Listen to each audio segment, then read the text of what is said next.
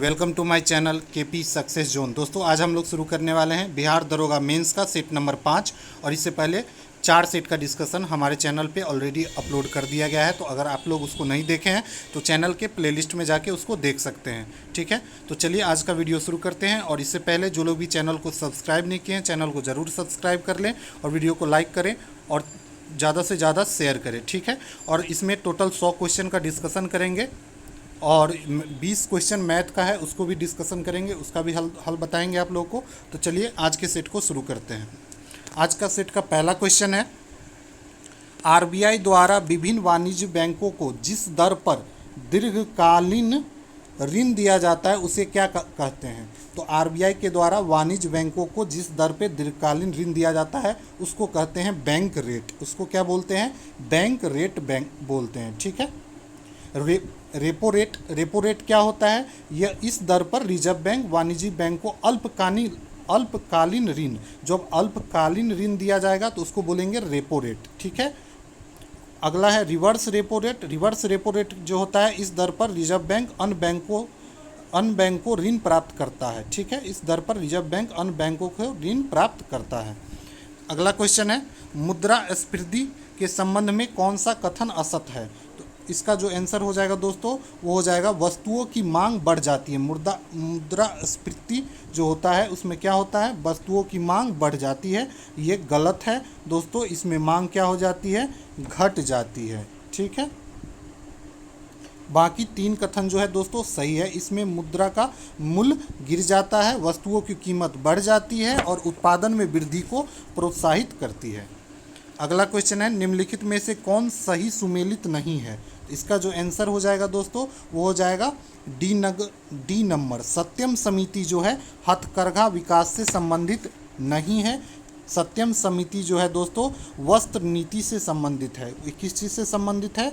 तो वस्त्र नीति से संबंधित है। बाकी तीनों ऑप्शन जो है दोस्तों बिल्कुल सही है। स्वामीनाथन समिति जनसंख्या नीति से संबंधित है। जानकी रमन समिति जो है वो प्रतिभूति घोटाला से संबंधित है और खुसरो समिति कृषि साख से संबंधित है। ठीक है, तो सबको याद रखेंगे आप लोग।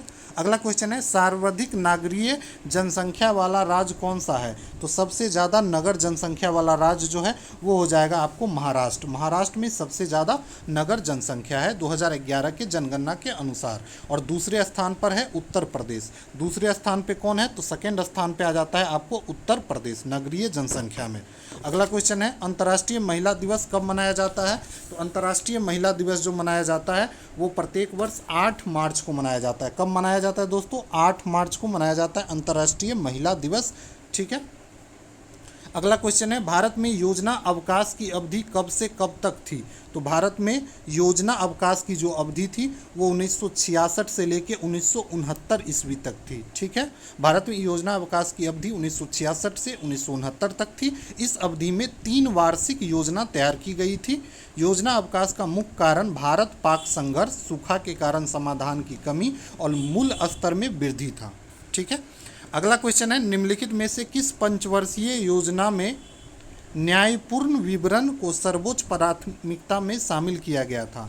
तो दोस्तों इसका आंसर हो जाएगा 9वीं पंचवर्षीय योजना। 9वीं पंचवर्षीय योजना में न्यायपूर्ण विवरण को सर्वोच्च प्राथमिकता में शामिल किया गया था। अगला क्वेश्चन है, भारत में राजकोषीय नीति का आरंभ कब से माना जाता है। तो भारत में राजकोषीय नीति का जो आरंभ माना जाता है वो कब से माना जाता है? तो वो माना जाता है 1936 ईस्वी से। ठीक है, 1936 में इसकी शुरुआत हुई थी। बजट और कर ये सभी राजकोषीय नीति के ही उपकरण हैं। अगला क्वेश्चन है, सिक्योरिटी प्रिंटिंग प्रेस कहाँ स्थित है। तो सिक्योरिटी प्रिंटिंग प्रेस है जो है दोस्तों वो हैदराबाद में स्थित है। ठीक है, और करेंसी नोट प्रेस जो पूछे तो हो जाएगा नासिक में। तो करेंसी नोट प्रेस जो है वो नासिक में है। बैंक नोट प्रेस जो है वो देवास में है, जो कि देवास में है बैंक नोट प्रेस। तो देवास में क्या है? तो बैंक नोट प्रेस। और होशंगाबाद जो है दोस्तों यहाँ पे सिक्योरिटी पेपर मिल है। होशंगाबाद में क्या है? सिक्योरिटी पेपर मिल है। ठीक है, तो इस सबको याद रखेंगे आप लोग।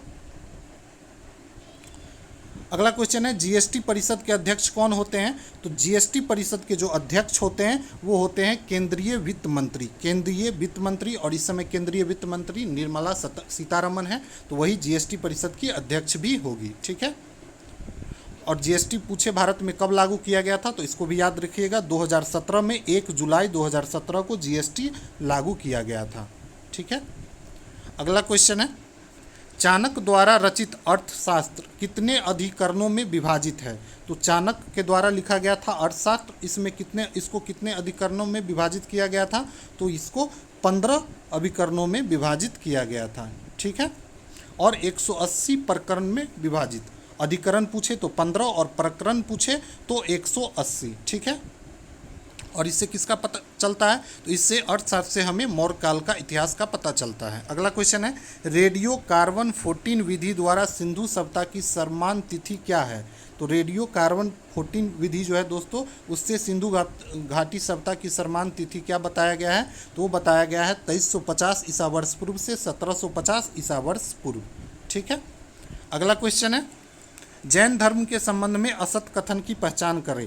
कौन सा कथन पूछ रहा है? असत है, तो इसमें आंसर हो जाएगा महावीर ने अपना उपदेश पाली भाषा में दिया था। ये दोस्तों गलत है। महावीर जो है अपने उपदेश जो दिए थे वो किस भाषा में दिए थे? तो प्राकृत भाषा में दिए थे, या इसी को अर्ध मागधी भी बोलते हैं, उसमें भी दिए थे। जैन धर्म के प्रथम तीर्थकर ऋषभदेव, बिल्कुल सही है। महावीर स्वामी का जन्म 540 ईसा वर्ष पूर्व में हुआ था। ठीक है। और कहाँ पे हुआ था? तो वैशाली के कुंड ग्राम में हुआ था। जैन धर्म में आत्मा की मान्यता है, बिल्कुल सही है, और इसमें ईश्वर की मान्यता नहीं है। अगला क्वेश्चन है एलोरा के प्रसिद्ध कैलाश मंदिर का निर्माण किस वंश के शासक ने कराया था? तो एलोरा में जो कैलाश मंदिर है, इसमें जो कैलाश मंदिर है, इसका जो निर्माण कराया गया था वो राष्ट्रकूटों के द्वारा किया गया था। किसके द्वारा किया गया था? राष्ट्रकूटों के द्वारा किया गया था। ठीक है। और ये एलोरा का गुफा पूछे कहाँ पे है? तो ये महाराष्ट्र के औरंगाबाद में स्थित है। अगला क्वेश्चन है बाबर ने अपनी आत्मकथा बाबरनामा की रचना किस भाषा में की है? तो बाबरनामा का जो रचना किया गया है वो किस भाषा में किया गया है? तो तुर्की भाषा में किया गया है। ठीक है। तुर्की भाषा में किया गया था। और बाद में अब्दुल रहीम खाना ने इसको फारसी भाषा में अनुवाद किया था। ठीक है। बाबरनामा को पूछे फारसी भाषा में किसने लिखा है? तो अब्दुल रहीम खाना ने। ठीक है। अगला क्वेश्चन है दहसाला नामक नवीन कर प्रणाली किसके द्वारा प्रारंभ की गई थी? तो दहसाला नामक जो कर प्रणाली है, तो सबसे पहले तो ये पूछा जाता है तो दहसाला क्या है? तो एक कर प्रणाली है, और किसके द्वारा आरंभ की गई थी? तो ये दोस्तों अकबर के द्वारा आरंभ की गई थी। और कब की गई थी? तो 1580 ईस्वी में की गई थी। ठीक है। तो इसको भी याद रखेंगे। इसको दोस्तों टोडरमल बंदोबस्त भी कहा जाता है। दहसाला व्यवस्था को टोडरमल बंदोबस्त भी कहा जाता है। अगला क्वेश्चन है कांग्रेस के किस अधिवेशन में पूर्ण स्वराज का लक्ष्य निर्धारित किया गया था? तो दोस्तों पूर्ण स्वराज का लक्ष्य जो निर्धारित किया गया था 1929 के लाहौर अधिवेशन में, 1929 ईस्वी में हुआ था लाहौर अधिवेशन। इसमें पूर्ण स्वराज का लक्ष्य निर्धारित किया गया था। ठीक है। अगला क्वेश्चन है कलकत्ता नगर की नींव किसके द्वारा रखा गया था? तो कलकत्ता नगर का जो नींव रखा गया था दोस्तों जॉर्ज चारनॉक के द्वारा रखा गया था। ठीक है। फ्रैंको कैरो, देखो फ्रैंको कैरो के बारे में भी दोस्तों पता होना चाहिए। फ्रैंको कैरो जो था फ्रांसीसी का प्रथम कोठी था जो कि सूरत में खोला गया था। ठीक है। किसका था? फ्रांसीसी का था। अगला क्वेश्चन है ऋग्वैदिक काल में प्रगति और उत्थान का देवता किसे कहा गया है? तो ऋग्वैदिक काल में प्रगति और उत्थान का देवता जो कहा गया है वो उषा को कहा गया है। किसको कहा गया है? उषा को कहा गया है। ठीक है। और सोम जो होता था वनस्पति देवता होता था। और मरुत को आंधी तूफान का, मरुत जो होता था वो आंधी तूफान का देवता कहा जाता था। ठीक है। अगला क्वेश्चन है भारत छोड़ो आंदोलन के समय भारत का वायसराय कौन था? तो भारत छोड़ो आंदोलन 1942 ईस्वी में हुआ था। और इस समय भारत का जो वायसराय था वो कौन था? तो लॉर्ड लिनलिथगो था। कौन था? लॉर्ड लिनलिथगो के समय हुआ था। ठीक है। अगला क्वेश्चन है सुमेलित करना है सूची 1 और सूची 2 से। तो दोस्तों ये जो है ये दिया गया है लखनऊ। तो लखनऊ से मतलब कि 1857 की क्रांति जो हुई थी उस लखनऊ से कौन नेतृत्व कर रहे थे? तो लखनऊ से नेतृत्व कर रही थी बेगम हजरत महल। अवध की महारानी बेगम हजरत महल, झांसी से रानी लक्ष्मीबाई, बरेली से कौन कर रहा था, तो बरेली से खान बहादुर खां कर रहे थे, और फैजाबाद से मौलवी अहमदुल्ला कर रहे थे। ठीक है, तो इसका जो सही आंसर हो जाएगा वो ए नंबर हो जाएगा, 4 3 2 1। ठीक है, अगला क्वेश्चन है, निम्नलिखित में से बेमेल जोड़ों को पहचान करना है। तो दोस्तों इसका जो आंसर हो जाएगा वो हो जाएगा कूका विद्रोह। कूका विद्रोह के जो नेतृत्वकर्ता थे वो भगत जवाहर मल के द्वारा किया गया था। किसके द्वारा किया गया था, सीताराम राजू के द्वारा नहीं किया गया था, भगत जवाहर मल के द्वारा किया गया था। बाकी चुहार आंदोलन का विद्रोह जो थे उसके नेता थे दुर्जन सिंह, सही है। भील विद्रोह सेवाराम, ये भी सही है। संथाल विद्रोह सिद्धू और कान्हू के नेतृत्व में किया गया था, ये भी सही है। ठीक है, बाकी सीताराम राजू जो थे दोस्तों ये केरल के क्षेत्र में रंपा विद्रोह के नेतृत्व करता थे, तो इसके बारे में भी याद रखना है, रंपा विद्रोह। अगला क्वेश्चन है, मदन लाल ढींगरा ने किसे गोली मारकर हत्या कर दी थी। तो मदन लाल ढींगरा जो है वो गोली मारकर हत्या कर दिए थे किसको, तो विलियम कर्जन वाइली को। विलियम कर्जन वाइली को 1909 ईस्वी में मदन लाल ढींगरा ने गोली मारकर हत्या कर दी थी। ठीक है, अगला क्वेश्चन है, साइमन कमीशन का विरोध करते समय पुलिस की लाठी से घायल होने के कारण किसकी मृत्यु हो गई थी। तो ये मृत्यु हो गई थी दोस्तों लाला लाजपत राय की, और कब हुई थी, तो 30 अक्टूबर 1928 को लाहौर में साइमन कमीशन के विरुद्ध प्रदर्शन करते हुए इसकी मृत्यु हो गई थी। तो इसको याद रखेंगे, डेट 30 अक्टूबर 1928 को। ठीक है, लाला लाजपत राय। राजा रंजीत सिंह को राजा की उपाधि किसने दी थी। तो राजा रंजीत सिंह को राजा की उपाधि जो दिया गया था वो जमन शाह के द्वारा दिया गया था। जमन शाह के द्वारा 1798 ईस्वी में रंजीत सिंह को राजा की उपाधि दिया गया था। ठीक है, अगला क्वेश्चन है, भारत में नाभिकीय ऊर्जा कार्यक्रम कब प्रारंभ किया गया था। तो भारत में नाभिकीय ऊर्जा कार्यक्रम जो है वो प्रारंभ किया गया था, और कब किया गया था, तो 1954 ईस्वी में प्रारंभ किया गया था। ठीक है, किसके द्वारा, तो डॉक्टर होमी जहांगीर भाभा के नेतृत्व में किया गया था, तो इसको भी याद रखेंगे। अगला क्वेश्चन है, मानव शरीर का पीएच रेंज कितना होता है। तो मानव शरीर का जो पीएच रेंज होता है वो होता है 7.35 से 7.45। ठीक है, नींबू का जो पीएच होता है 2.4 से 2.2 होता है, तो इसको भी याद रखेंगे। अगला क्वेश्चन है, यदि सरल लोलक की प्रभावी लंबाई घट जाए तो गुरुत्व केंद्र पर क्या प्रभाव पड़ेगा। तो सरल लोलक का प्रभावी लंबाई घट जाएगा तो गुरुत्व केंद्र पर क्या प्रभाव होगा दोस्तों, तो गुरुत्व केंद्र ऊपर उठ जाएगा। गुरुत्व केंद्र क्या हो जाएगा, ऊपर उठ जाएगा। अगला क्वेश्चन है, निकट दृष्टि दोष के संबंध में निम्नलिखित में से कौन सा कथन असत्य है। तो निकट दृष्टि दोष के संबंध में इसमें क्या होता है दोस्तों, लेंस की गोलाई बढ़ जाती है, बिल्कुल सही है। लेंस की फोकल दूरी घट जाती है, ये भी सही है। लेंस की क्षमता बढ़ जाती है, ये भी सही है। तो इसका जो आंसर हो जाएगा गलत कौन सा है, तो इसमें प्रतिबिंब रेटिना के पीछे बनता है, ये दोस्तों गलत है। ये निकट दृष्टि दोष में प्रतिबिंब जो है रेटिना पर न बनकर रेटिना के आगे बनता है, पीछे नहीं बनता है जबकि आगे बनता है। ठीक है, अगला क्वेश्चन है, निम्नलिखित में से बेमेल जोड़ों को पहचान करना है। अगला क्वेश्चन, इसमें देखिए ग्रहों की खोज किसके द्वारा किया गया था। तो ये किया गया था केपलर के द्वारा, बिल्कुल सही है। प्रेशर कुकर डेनिस पेपिन के द्वारा, ये भी सही है। माइक्रो प्रोसेसर का खोज जॉर्ज जॉनसन के द्वारा नहीं किया गया था दोस्तों, इसको एमई हॉफ के द्वारा एमई हॉफ के द्वारा किया गया था। ठीक है, तो इसका गलत कौन हो जाएगा, सी नंबर। सेफ्टी फिन का जो किया गया था वाल्टर हंट के द्वारा किया गया था, सही है। ठीक है, तो सही कौन हो जाएगा, सी नंबर जो है वो गलत था। अगला क्वेश्चन है, निम्नलिखित में से किसे बायोडीजल नहीं प्राप्त किया जा सकता है। तो इसमें से किससे बायोडीजल नहीं प्राप्त किया जा सकता है, तो इसका जो आंसर हो जाएगा दोस्तों शीशम से बायोडीजल नहीं प्राप्त किया जा सकता है। बाकी करंज, जट्रोफा, नजोबा, ये तीनों जो है इससे बायोडीजल प्राप्त किया जा सकता है। अगला क्वेश्चन है, दांत का इनामेल रासायनिक रूप से क्या होता है। तो दांत का जो इनामेल होता है वो रासायनिक रूप से क्या होता है, तो वो कैल्शियम फॉस्फेट होता है। क्या होता है, कैल्शियम फॉस्फेट होता है। अगला क्वेश्चन है, कोहरा निम्नलिखित में से किसका उदाहरण है। तो कोहरा जो है दोस्तों किसका उदाहरण है, तो एरोसोल का उदाहरण है। एरोसोल का उदाहरण है, इसमें गैस में द्रव या ठोस कणों का मिश्रण होता है। ठीक है, इसमें क्या होता है, गैस में द्रव और ठोस कण का मिश्रण होता है, एरोसोल का उदाहरण है, इसीलिए कोहरा। अगला क्वेश्चन है, सेलुलोज से बने कृत्रिम रेशे को क्या कहा जाता है? तो सेलुलोज से बने कृत्रिम रेशे को बोला जाता है दोस्तों रेयॉन।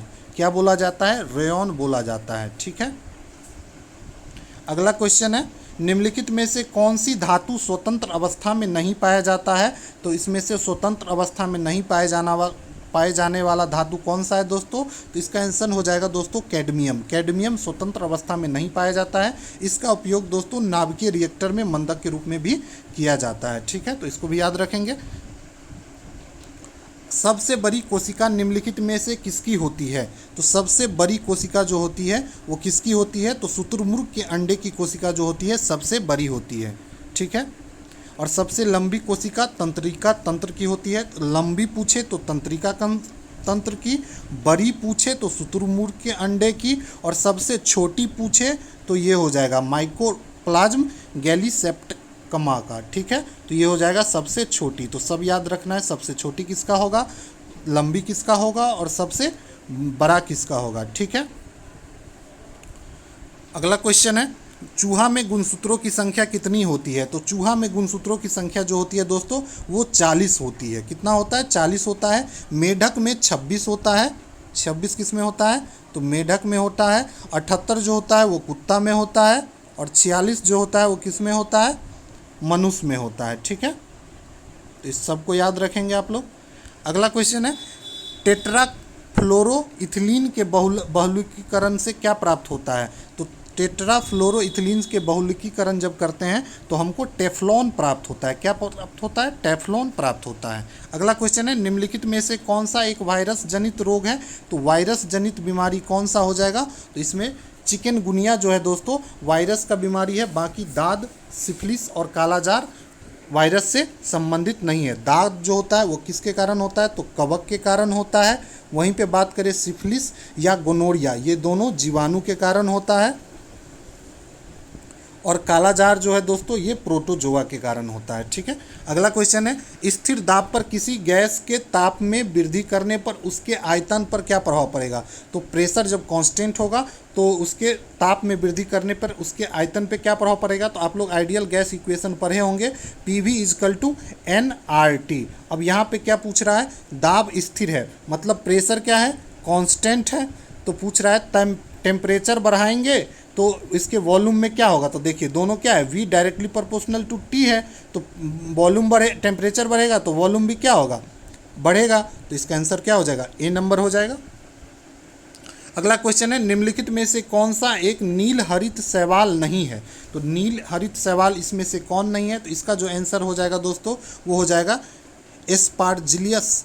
एस्पार्जिलियस जो है दोस्तों नील हरित शैवाल नहीं है। बाकी सभी जो है नील हरित शैवाल का ही उदाहरण है। अगला क्वेश्चन है, आधुनिक ढंग से सूती वस्त्र की पहली मिल कहाँ स्थापित की गई थी? तो आधुनिक ढंग से सूती वस्त्र का पहला मिल जो है वो कहाँ पे स्थापित किया गया था? तो कलकत्ता में किया गया था। ठीक है, और कब किया गया था? तो 1818 ईस्वी में किया गया था। ठीक है, निम्न में से कौन आग्नेय चट्टान नहीं है? तो इसमें से पूछा है कौन आग्नेय चट्टान नहीं है। तो दोस्तों इसमें लिग्नाइट कोयला जो है वो आग्नेय चट्टान से नहीं मिलता है। बाकी बेसाल्ट, बिटुमिनस कोयला, ग्रेनाइट ये सभी आग्नेय चट्टान से ही प्राप्त होता है। अगला क्वेश्चन है, संयुक्त राष्ट्र पर्यावरण कार्यक्रम का मुख्यालय कहाँ है? तो संयुक्त राष्ट्र पर्यावरण कार्यक्रम का जो मुख्यालय है दोस्तों वो नैरोबी में है। संयुक्त राष्ट्र कहाँ पे है? नैरोबी में है। पर्यावरण कार्यक्रम, संयुक्त राष्ट्र पर्यावरण कार्यक्रम, इसका मुख्यालय नैरोबी में है। अगला क्वेश्चन है, अम्लीय वर्षा हेतु निम्न में से कौन सहायक नहीं है? तो अम्लीय वर्षा होने के लिए कौन सहायक नहीं है? तो दोस्तों अमोनिया जो है वो सहायक नहीं है। बाकी सभी जो है sulphur dioxide, SO2, sulphur tetroxide, nitrogen oxide, ये तीनों अम्लीय वर्षा के लिए जिम्मेदार है। ठीक है, अगला क्वेश्चन है दोस्तों, निम्नलिखित में से किस अधिनियम द्वारा सांप्रदायिकता को वैधता प्रदान की गई थी? इसलिए इसको सांप्रदायिक पंचांत भी बोला जाता है। तो ये हो जाएगा भारत परिषद अधिनियम 1909। ठीक है, और ये किसके समय में आया था? तो रैमजे मैकडोनल्ड के समय में आया था। ठीक है, अगला क्वेश्चन है दोस्तों, विश्व में सर्वाधिक सोना का उत्पादन उत्पादक देश कौन है? तो विश्व में सबसे ज़्यादा सोना का उत्पादन करने वाला देश कौन है? तो हो जाएगा दोस्तों चीन। सबसे ज़्यादा सोना का उत्पादन कौन करता है?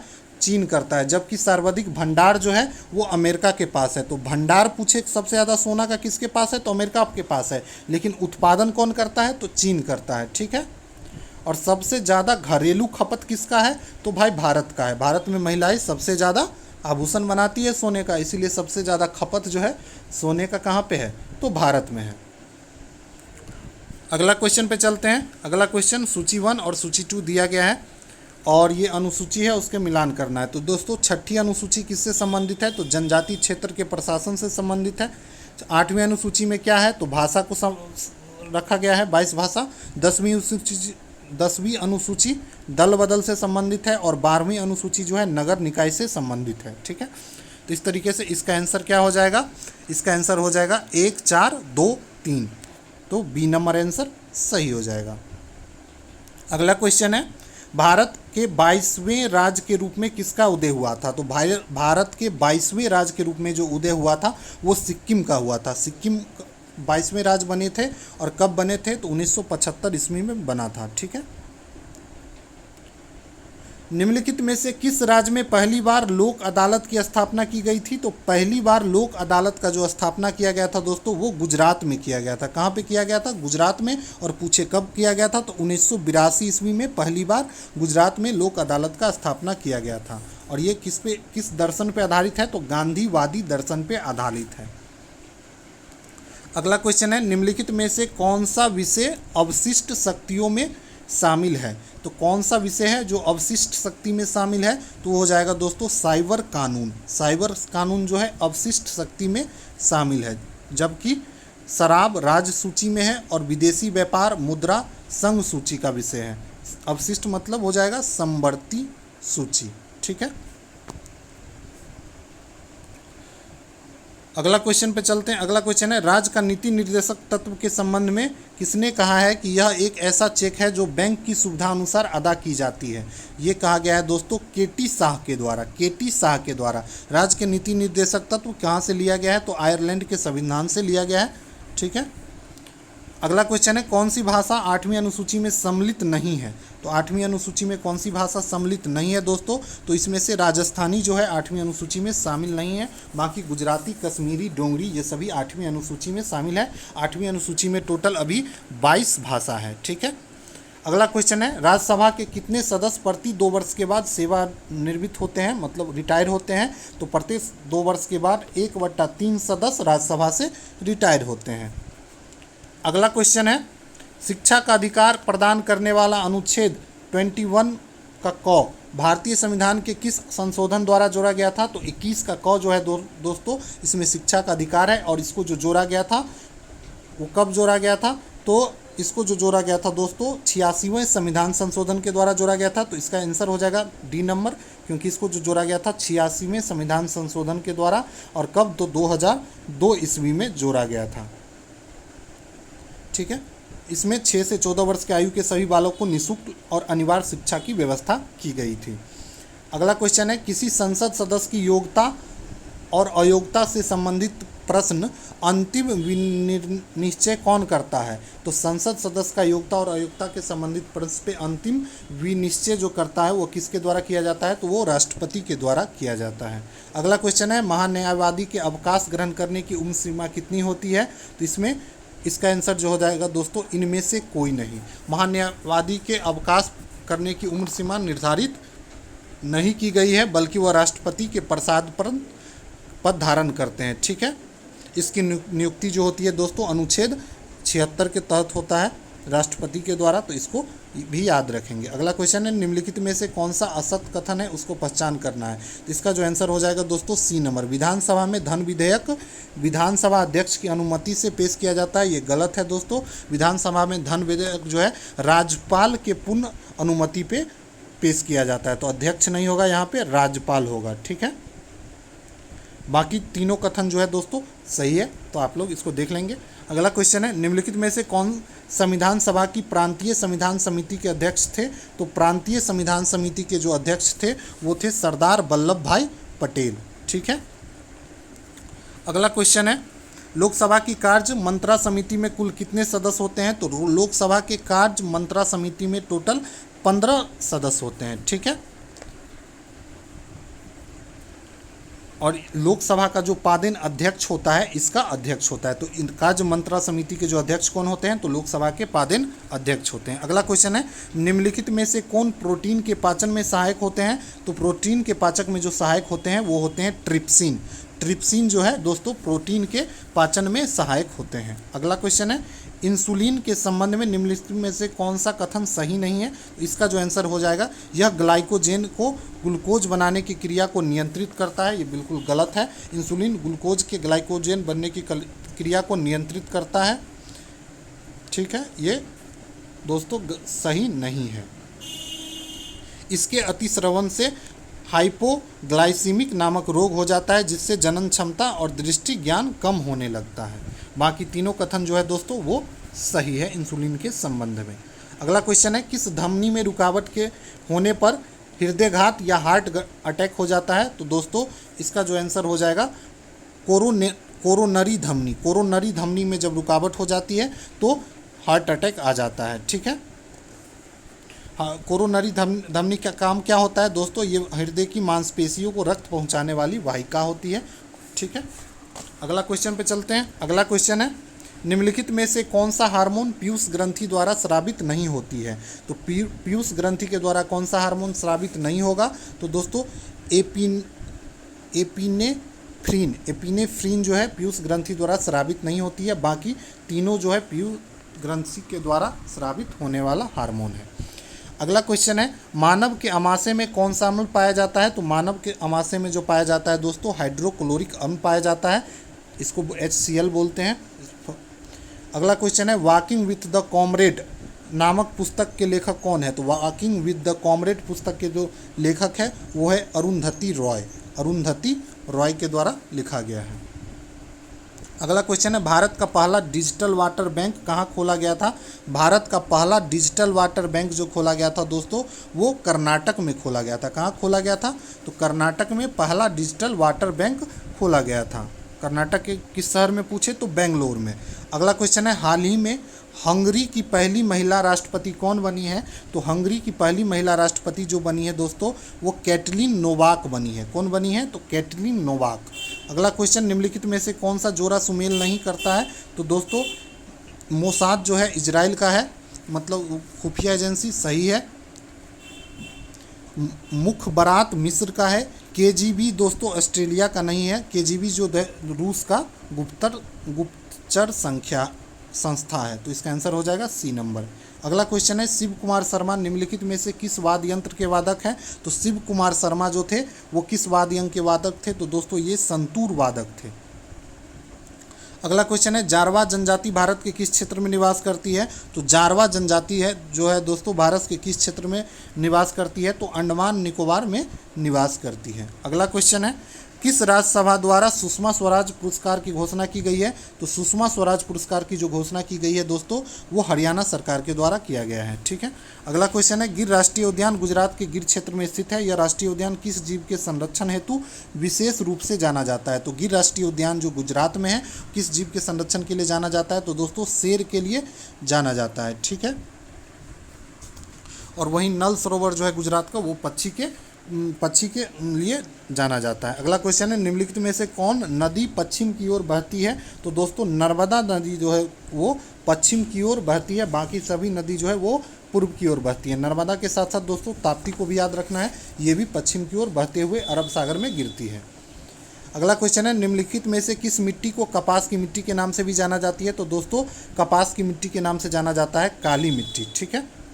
अगला क्वेश्चन है, खगचंद जेंदा राष्ट्रीय उद्यान किस राज्य में है? तो खगचंद जेंदा राष्ट्रीय उद्यान जो है दोस्तों ये सिक्किम राज्य में है। कहाँ पे है? तो सिक्किम राज्य में है। अगला क्वेश्चन है, भाखरा नांगल परियोजना किस नदी पे है? तो भाखरा नांगल परियोजना जो है दोस्तों वो सतलज नदी पे है, ठीक है, और पंजाब में स्थित है, ठीक है। राजस्थान का खेतरी क्षेत्र किस खनिज के उत्पादन के लिए प्रसिद्ध है? तो राजस्थान का जो खेतरी है वो तांबा उत्पादन के लिए प्रसिद्ध है, तो इसको याद रखेंगे। यह तांबा की पेटी झुंझुनू जिले और सीकर जिलों में पाया जाता है, ठीक है। और जस्ता का उत्पादन जो होता है दोस्तों जावर खान से होता है, ये भी राजस्थान में है। जस्ता का उत्पादन कहाँ से होता है, तो जावर के खान से होता है, और ये भी कहाँ पे, राजस्थान में है, तो इसको भी याद रखेंगे। अगला क्वेश्चन है, भारत में अनुसूचित जाति की सर्वाधिक प्रतिशत किस राज्य में है, तो भारत में सबसे ज़्यादा अनुसूचित जाति मतलब एससी जो है पंजाब में पाए जाते हैं, और कितना है दोस्तों, तो 31.9%, इसको याद रखेंगे। और द्वितीय स्थान पे पड़ता है दोस्तों हिमाचल प्रदेश, सेकेंड स्थान पे 25%, ठीक है। दक्षिण भारत की सबसे ऊंची चोटी अन्नाईमुदी किस पर्वत किस पहाड़ी का हिस्सा है, तो अन्नाईमुदी जो है दोस्तों वो दक्षिण भारत की सबसे ऊंची चोटी है, और ये पड़ता है अन्नामलाई की चोटी पहाड़ी पे, ठीक है। अगला क्वेश्चन है, निम्नलिखित में से सतलज नदी का उद्गम स्रोत क्या है, तो सतलज नदी का जो उद्गम स्रोत है दोस्तों वो है राकसताल झील। राकसताल मानसरोवर के निकट ही है, और यहीं से सतलज नदी निकलती है। अगला क्वेश्चन है, यदि 7 जून 1984 को गुरुवार था तो 7 जून 1983 को कौन सा दिन होगा, तो ये दोस्तों कैलेंडर का क्वेश्चन है, रीजनिंग का। तो चलिए इसको सॉल्व करते हैं। तो 7 जून 1984 को बोल रहा है गुरुवार था, ठीक है। तो 7 जून 1983 को क्या होगा, तो इसका आंसर हो जाएगा दोस्तों मंगलवार, ठीक है। तो किस तरीके से होगा, तो दोस्तों इसमें देखेंगे 84 से लेकर 83 तक शेष दिन की संख्या 2 होती है, इसमें देखेंगे 2 दिन होता है, तो इसलिए गुरुवार में क्या करेंगे, 2 दिन को घटा देंगे, ठीक है। 1 साल का अंतर है, 2 दिन का अंतर होता, तो दोस्तों 84 से 83 तक जाएंगे तो इसमें लीप ईयर आएगा, तो लीप ईयर आता है तो 2 साल का अंतर होगा, 366 होगा, तो 7 से भाग दे देंगे, तो यहाँ पे आपको 2 दिन का क्या आएगा, 2 शेष बचेगा, तो 2 दिन का अंतर है, तो 2 दिन क्या करेंगे, घटा देंगे। अगला क्वेश्चन है, इसमें पूछ रहा है अगला संख्या बताना है। 19 दिया हुआ है, 24 दिया हुआ है, 22, 27, 25, इसका जो आंसर हो जाएगा दोस्तों वो क्या होगा, तो देखिए इसमें किस तरीके का, ठीक 19 से 24 जाएंगे तो क्या कर रहा है, +5 कर रहा है, 24 से 22 जाने के लिए -2 कर रहा है। अब यहाँ पे क्या हो रहा है, फिर +5 हो रहा है,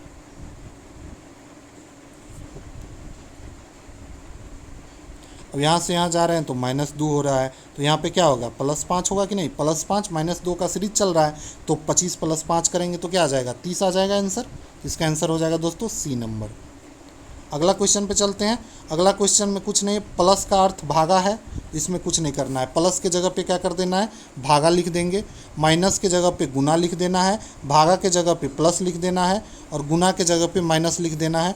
तो मान पूछ रहा है, तो आप यहाँ पे पुट करेंगे तो देखिए क्या आ जाएगा, 2, माइनस के जगह पे हमको क्या लिखना था, माइनस के जगह पे लिखना है क्या, गुना, ये देखिए यहाँ पे लिखा हुआ है, तो 2 गुने 1, ठीक है। तो 1 गुने 4 है, तो ये गुना के जगह पे हमको क्या लिखना है, तो गुना के जगह लिखेंगे माइनस, तो -4। इसी तरीके से जब आप चेंज करेंगे तो आ जाएगा 4/2। इसको जो मतलब पुट करेंगे जैसे जैसे बोल रहा है वैसे, तो इसका आंसर आ जाएगा दोस्तों 0, ठीक है। अगला क्वेश्चन दिया हुआ है ACE = 35, इसमें कुछ नहीं किया है दोस्तों। ए कितने नंबर पे आता है, 1 पे, सी कितने पे आता है, 3 पे, ई कितने पे आता है, 5 का। दोनों का स्क्वायर, इस तीनों का स्क्वायर कर दीजिए, 1 का स्क्वायर 1, प्लस 3 का स्क्वायर 9, और प्लस 5 का स्क्वायर 25, तीनों का ऐड कीजिए, कितना आ जाएगा 35। ठीक इसी तरीके से सबके पोजीशन देख लेना है, उसके स्क्वायर को क्या करना है, ऐड कर देना है, तो आपको कितना आ जाएगा, 31 आ जाएगा। इसी तरीके से आप केयर का भी निकाल लेंगे, तो केयर का निकालेंगे तो सबको ऐड करेंगे तो आपको जो आंसर आ जाएगा दोस्तों वो आ जाएगा 359 आ जाएगा। तो इसको आप लोग सॉल्व करेंगे। अगला क्वेश्चन है, ये देखिए कर्म दिया गया है, W के बाद T, T के बाद Q। इसमें देखिए कुछ नहीं करना है, W से T पे जा रहे हैं तो कितना हो रहा है, -3 हो रहा है। T से Q पे जा रहे हैं, T से सॉरी, तो इसी तरीके से अगला देखना है। तो यहाँ पे देखिए W से T जाएंगे तो -T, F से G जाएंगे तो क्या हो जा रहा है, तो +1 हो रहा है, और B से D जाएंगे तो क्या हो रहा है, +2 हो रहा है। तो सेम इसमें भी करना है, तो Q से -3 करेंगे, मतलब 3 पीछे आएंगे तो क्या आ जाएगा, N आ जाएगा। H के बाद यहाँ B F में क्या कर रहे थे, +2 कर रहे थे, H में 2 आगे चलेंगे, 2 छोड़ के, तो H नहीं क्या आएगा, I आएगा। और इस ऐसे F में क्या करेंगे, F में क्या कर रहा था, तो +2 कर रहा था, तो क्या आ जाएगा, H आ जाएगा। इस तरीके से क्या आ जाएगा, NIH इसका आंसर आ जाएगा। तो इसका जो आंसर आ जाएगा दोस्तों वो क्या हो जाएगा, डी नंबर आ जाएगा। अगला क्वेश्चन दोस्तों इस तरीके से दिया हुआ है, पूछ रहा है कि खाली यहाँ पे क्या भरेंगे। तो देखिए इसमें क्या लगाना है। तो सबसे पहले पहला कॉलम को देखते हैं। पहला कॉलम में क्या है, 21 और 42। देखिए 21 गुने 2 करेंगे तो क्या आ रहा है, 42 आ रहा है। 9 दूनी क्या करेंगे तो 18 आ रहा है, ठीक है।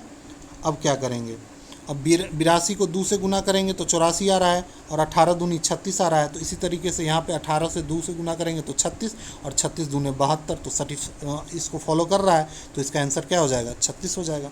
अगला क्वेश्चन है, 5 व्यक्ति एक सीढ़ी के विभिन्न सोपान पर बैठे हैं।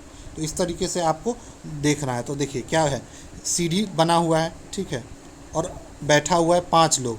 तो 5 लोग बैठा है, तो पूछ रहा है P और Q के निकटतम ऊपर स्थित है। P जो है Q के निकटतम ऊपर है। तो कौन ऊपर है दोस्तों, तो P ऊपर है किसके, Q के एकदम निकटतम है। तो यहाँ पे हो जाएगा क्या, Q, और यहाँ पे क्या हो जाएगा, ये P है दोस्तों, इसको P रखेंगे, P है। अब देखिए क्या बोल रहा है, P और S बीच में है, P और S के बीच में है। तो T जो है P और S के बीच में पड़ता है। तो S के बीच में है, तो S कहाँ, यहाँ पे कुछ S होगा तब ना बीच में T हो जाएगा, तो यहाँ पे T आ जाएगा। अब अगला क्या है, R Q के एकदम नीचे है। तो R जो है वो Q के एकदम नीचे है। तो R कहाँ पे हो जाएगा, ये Q है अगर, तो R इसके नीचे हो जाएगा। तो यहाँ पे क्या हो जाएगा, R आ जाएगा। तो पूछ क्या रहा है, बीच में कौन बैठा है। तो देखिए बीच में कौन बैठा है, ये 2 ऊपर 2 इधर, 2 ऊपर 2 नीचे। तो बीच में कौन हो जाएगा, P हो जाएगा। तो आंसर क्या आ जाएगा, P आ जाएगा। अगला क्वेश्चन चलते हैं। अगला क्वेश्चन क्या है, अगला क्वेश्चन दिया है 52 गुने 45 30 दे रहा है। अब देखिए 52 और 45 को कभी गुना करेंगे तो 30 तो आएगा नहीं। तो इसमें देखिए क्या दिया गया है, इसमें कुछ नहीं करना है। तो 5 गुने 2, इस दोनों को गुना कर देना है, और प्लस 5 गुने 4 20। तो दोनों तो कितना आ जाएगा, 30 आ जाएगा कि नहीं। इसी तरीके से 7 तिया 21 और 2 एकान 2, 21 और 2 कितना हो जाएगा, 23 हो जाएगा। तो इसी तरीके से इसको भी करना है। इसको भी किया गया, 8 चौक 32, और 32 प्लस 5 दूनी 10, 42 हो रहा है। तो इसी तरीके से इसमें तो 6 दूनी 12 और 4 तिया 12, तो 12 12 क्या हो जाएगा, 24। इसका आंसर हो जाएगा C नंबर। अगला क्वेश्चन है, 4 विकल्प दिया हुआ है और पूछ रहा है कि अगला पैटर्न दिखाई देता है, तो बता रहा, आंसर पूछ रहा है, ठीक है। अब देखिए इसमें किस तरीके से पैटर्न बना हुआ है। तो इसका जो आंसर हो जाएगा दोस्तों वो हो जाएगा B नंबर। दूसरा इस तरीके का पैटर्न बना हुआ है।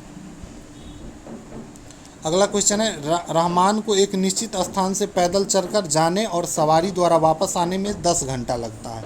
अब रहमान को क्या है, कहीं पैदल जाता है और फिर वापस आता है तो कितना घंटा लगता है, तो 10 घंटा लगता है। तो यहाँ पे हम मान लेंगे पैदल चलने में x घंटा, सवारी द्वारा चलने में लगा समय y घंटा। पैदल चलने में x घंटा और सवारी के द्वारा चलेगा तो y घंटा, x घंटा और ये y घंटा, और दोनों में कितना समय लगता है, तो 10 घंटा लगता है, ठीक है। ये पैदल है और ये सवारी, ठीक है। अब और क्या, हालांकि वो दोनों तरफ की यात्रा सवारी द्वारा करता तो 5 घंटा बचा लेता। अगर मान लो दोनों तरफ सवारी के द्वारा, मतलब y से चलता तो कितना बचा लेता, तो 2y बराबर कितना हो जाएगा 5। तो y बराबर कितना आ जाएगा 5/2। यहाँ से हमको x निकल जाएगा, इसमें पुट करेंगे 5/2, तो यहाँ से हमको x निकल के आ जाएगा। तो x कितना आ जाएगा दोस्तों 15/2, ठीक है, 15/2 आ जाएगा। तो और गुने 2 पुट करेंगे तो कितना आ जाएगा 15 घंटा। यहाँ पे देखिए राशि दिया गया है ABCD के बीच, इतना के बीच विभाजित की जाती है, 1/3, 1/5, 1/6, 1/9 के बीच विभाजित की जाती है। तो B और D के भागों को प्रतिशत भागों के बीच का अंतर 832 रुपया है। अब देखिए B और D के बीच का अंतर कितना है 835। इसमें कुछ नहीं करना है, दो सबके बराबर के मान लेना है, फिर इसको सॉल्व करेंगे तो रेशियो बन जाएगा, और इसको जब सॉल्व करेंगे तो इसका आंसर आ जाएगा 7592। आप लोग इसको सॉल्व करेंगे, ठीक है। इसका सॉल्यूशन हम PDF के रूप में डाल देंगे टेलीग्राम चैनल पे, क्योंकि पूरा करने में बहुत टाइम लग जाएगा, वीडियो काफ़ी लंबा हो जाएगा। अगला क्वेश्चन है, 2 संख्या x और y का लॉसव a और x दिया हुआ है, तो मौसव क्या होगा। तो इसमें कुछ नहीं है दोस्तों, इसको निकालने के लिए आपको वो फार्मूला निकालना है, लॉसो गुने मौसो इक्वल टू पहली संख्या गुने दूसरी संख्या। तो इसका जो आंसर आ जाएगा वो लॉसो मौसो बराबर जो आ जाएगा लॉसो गुने पहली संख्या गुने दूसरी संख्या, तो एक्स वाई और बट्टे में मौसो लॉसो, तो लॉसो क्या है ए, तो यही हो जाएगा आंसर। तो इसका आंसर क्या हो जाएगा एक्स वाई बट्टे में ए, सी नंबर। अगला क्वेश्चन दिया हुआ है, इसमें मान पूछ रहा है a/3 b/4 और c/7 तीनों बराबर है, तो a प्लस बी प्लस सी बट्टे में c का मान पूछ रहा है। तो इसमें कुछ नहीं करना है दोस्तों, इसमें फिर से वही a/3 b/4 c/4 equal to के मान लेना है। तो यहाँ से आपको a बराबर आ जाएगा 3 के, b बराबर आ जाएगा 4 के और c बराबर क्या आ जाएगा 7 के। और जब ये सब की वैल्यू इसमें पुट करेंगे तो ऊपर क्या आ जाएगा 3 4 7 7 7 14 के, अब बट्टे में c कितना है 7 के से के कट जाएगा, 7 दूनी 14, तो बी आ जाएगा आंसर 2। अगला क्वेश्चन है बालू और लोहे के 10 किलो मिश्रण 20% लोहा है, 20% लोहा है। तो देखिए और बालू को उसमें कितनी बालू और मिलाया जाए कि 10% हो जाए। तो देखिए 10 किलोग्राम का मिश्रण दिया गया है, इसमें 20% क्या है लोहा है, तो 80% क्या हो जाएगा बालू हो जाएगा। लोहा कितना है 20%, तो लोहा कितना हो जाएगा 80%। तो ये 20%, 10 का 20% निकालेंगे तो 2 आएगा, और 10 का 80% निकालेंगे तो कितना आ जाएगा 8 आ जाएगा। तो यहाँ पे मान लीजिए कि x किलोग्राम बालू मिलाया जाता है, तो x किलोग्राम क्या मिलाया जाता है बालू मिलाया जाता है, तो x प्लस 8 बट्टे में 2, तो बराबर कितना आ जाएगा 90 बट्टे में 10 आ जाएगा। तो यहाँ से आपको x का वैल्यू निकल के आ जाएगा 10 किलोग्राम। इसका जो आंसर हो जाएगा दोस्तों वो हो जाएगा बी नंबर। ठीक है, अगला क्वेश्चन, साधारण ब्याज की वार्षिक दर से 5 वर्ष में अपने 3/2 गुना हो जाता है, तो ब्याज का वार्षिक दर पूछ रहा है। तो इसका जो आंसर हो जाएगा दोस्तों वो हो जाएगा आपको 10%। इसको निकालने के लिए कुछ नहीं करना है, मूलधन इसमें आप 2 मान लीजिए और मिश्रधन निकाल दीजिए। तो मिश्रधन जो आएगा 2 गुने 3/2 आ जाएगा, तो 3 रुपये आ जाएगा। तो यहाँ से ब्याज क्या आ जाएगा, ब्याज आ जाएगा 3 में से 2 करेंगे तो 1 रुपया, और ब्याज प्रतिशत निकाल दीजिए 1 गुने 100 और 2 गुने 5, तो यहाँ से क्या आ जाएगा आपको दर आ जाएगा। ठीक है 10%। अगला क्वेश्चन है, इसका सोल्यूशन हम PDF के रूप में डाल देंगे, आप लोग वहाँ अच्छे से देख लीजिएगा। ए काम वो 8 घंटा में करता है, बी 12 घंटा में करता है, तो यदि दोनों साथ काम करें तो कितना घंटा में करेगा। तो देखिए ए कितना दिन में कर देगा 8 घंटा में कर देगा, बी कितना में करता है 12 घंटा में करता है, तो टोटल वर्क कितना हो जाएगा, दोनों का एलसीएम ले लीजिए। तो एलसीएम कितना आ जाएगा 24 आ जाएगा। तो इसका एफिशिएंसी निकाल दीजिए, ए का एफिशिएंसी 3 हो जाएगा, 8 3 24 और 12 दूनी 24, इसका 2 हो जाएगा। तो दोनों मिल के ए प्लस बी मिल के करेगा, तो टोटल वर्क कितना है 24, और दोनों मिल के कर रहा है तो इफिशियंसी कितना हो जाएगा 5। तो आंसर क्या हो जाएगा 24/5। तो इसको अगर घंटा में बदलेंगे तो क्या आ जाएगा 4.4/5, ए नंबर आंसर आ जाएगा। अगला क्वेश्चन है, देखिए चित्र दिया गया है और इसमें क्या दिया गया है, ये 10 है, ये 5 है, ये 3 है, तो ये पूछ रहा है। तो इसमें एक प्रमेय लगता है दोस्तों, इसमें क्या होता है कि PA, इसको मान लीजिए अगर A मान लीजिए, इसको मान लीजिए D, ठीक है, ये अगर C है तो ये B है। तो इसमें एक प्रमेय होता है कि PA गुने